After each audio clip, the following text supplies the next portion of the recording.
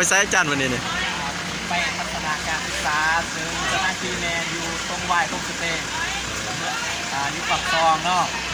เดี๋ยวพอกัน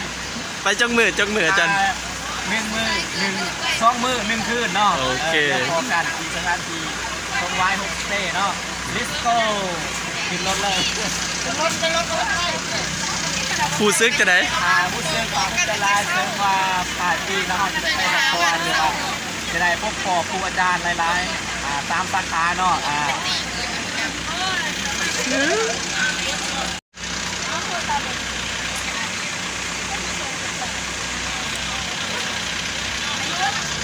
แล้วพวกมือซื้อจะได้เนาะ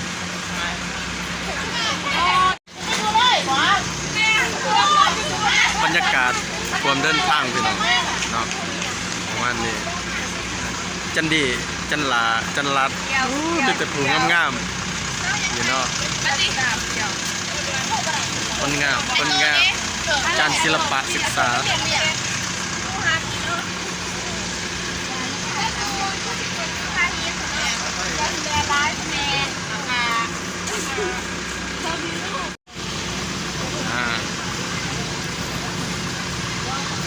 ตอนนี้โหเด้อคุณจะบันทึกเป็นวิดีโอให้คนงามมาแล้ว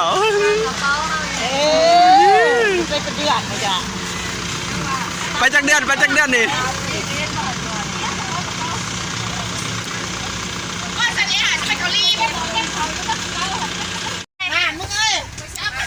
ดีโอเคจะน้อยสำละให้ตอนนี้พอเรากำลังจะเดินทางไปเนาะจุดหมายปลายทางก็คือปากซองด้านหนาวพี่น้อง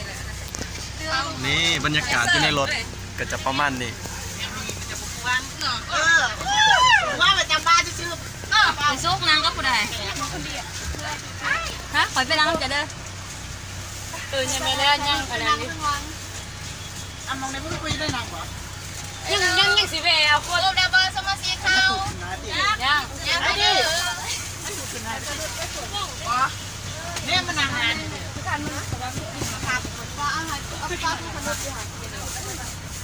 อะไรบ่ฮะ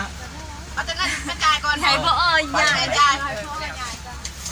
นางพอนางใส่บัตรเครื่องถ้านางก็มีคนนางเนาะเอาเครื่องไหนมาก็ได้นะน้อยไปก็ได้เอานี่เอาฝาไปข้างล่างเนี่ยคือเป็นมิดเหรอมาทางนี้สิแกงกันจ้อยไปทางนี้บ่ให้พ่อดิมีก้อนเนี่ยวะมาไข่ติ๊บไข่เตี้ยถือไข่แม่ติ๊บไข่ติ๊บเลยมันบอแมนแล้วทั้งนั้นเดี๋ยวยินเด้อยาวนี่สร้างว่าได้สวนโอ้ยจอยเอาคนไปหาเป็นถุงได้ไหมเม็ดกุ้งบ่ก็ดีคอมมาหน่อยบ่